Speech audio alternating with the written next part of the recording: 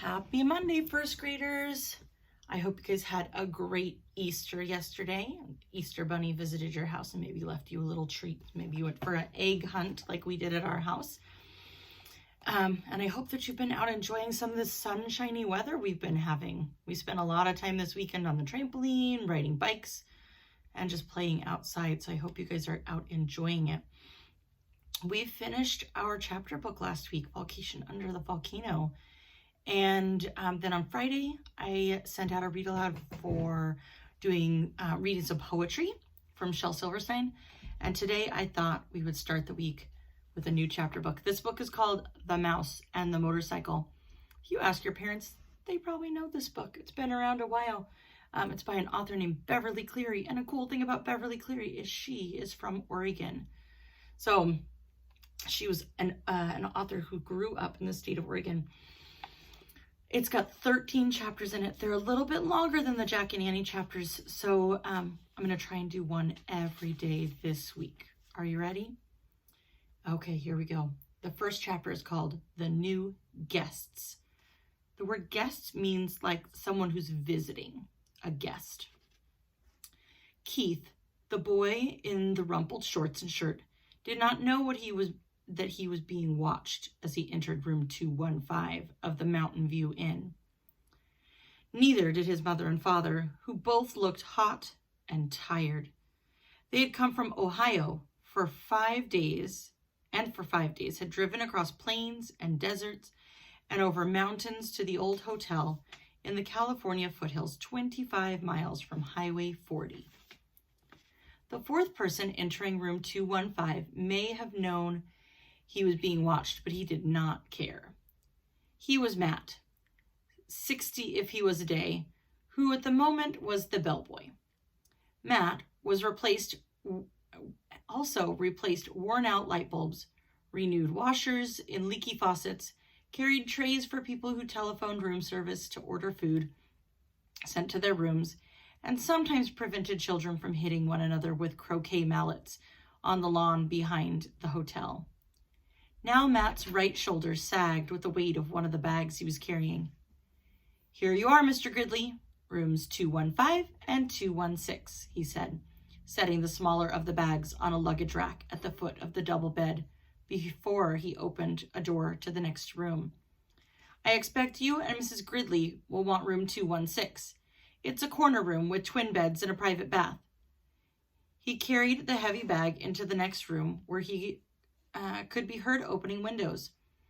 Outside, a chipmunk chattered in a pine tree, and a chickadee whistled, "Fee-bee-bee."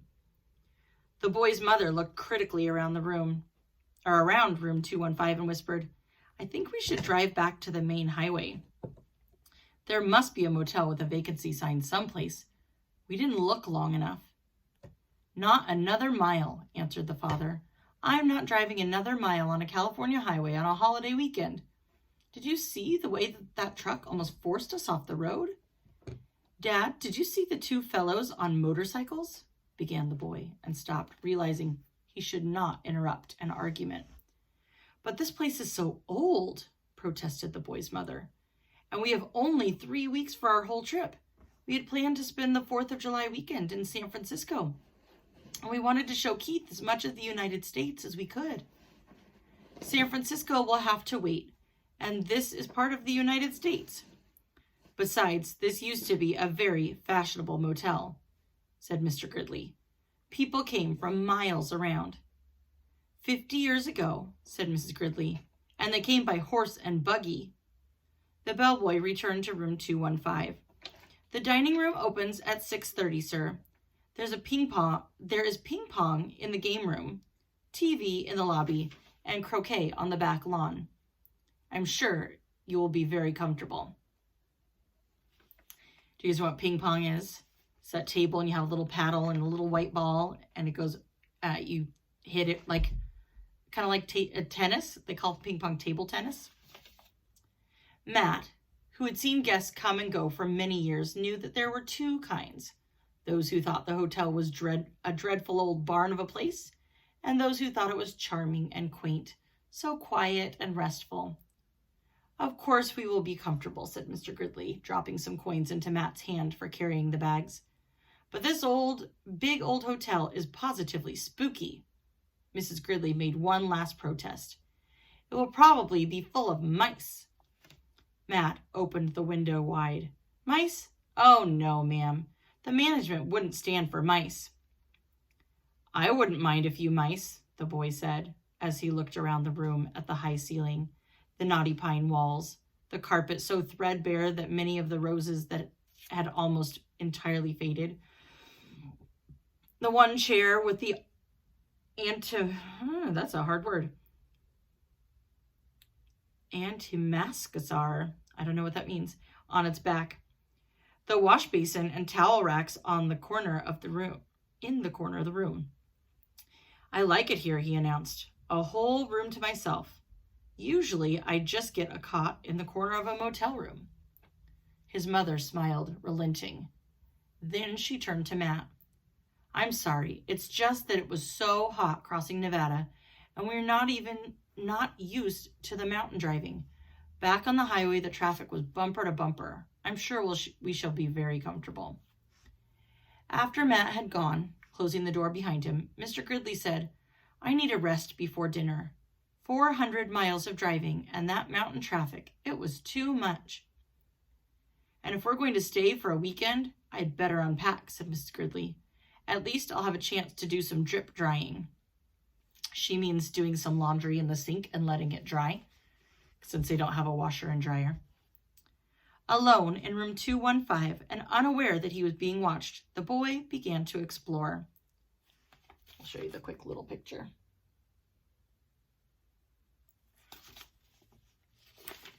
He got down on his hands and knees and looked under the bed. He leaned out the open window as far as he could and greedily inhaled deep breaths of pine-scented air.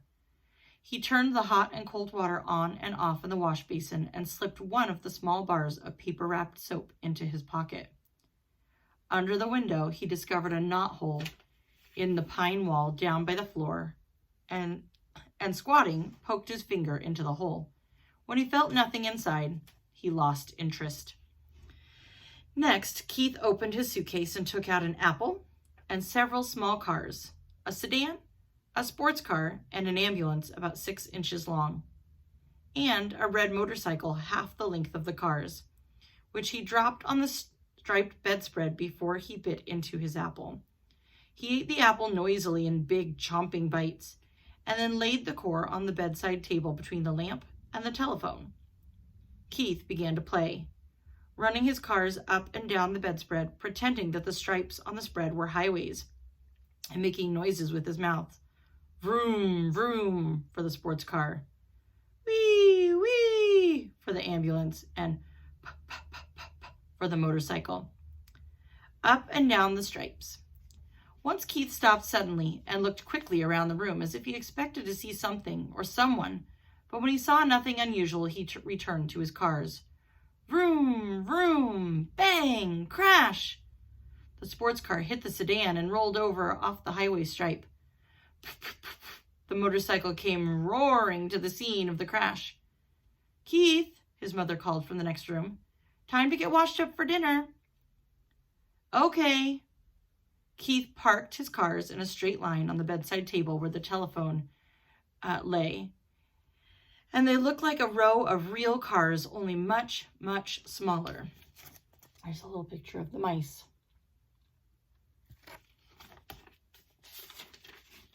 The first thing Mrs. Gridley noticed when she and Mr. Gridley came into the room was the apple core on the table. She dropped it with a thunk into the metal wastebasket garbage can beside the table as she gave several quick little sniffs in the air and said, looking perplexed, I don't care what the bellboy said. I'm sure this hotel has mice. I hope so, said Keith. And that is the end of chapter 1 of Mouse and the Motorcycle. Think about what you think might happen next from what we already know. I'll be back tomorrow with more story. Bye, friends.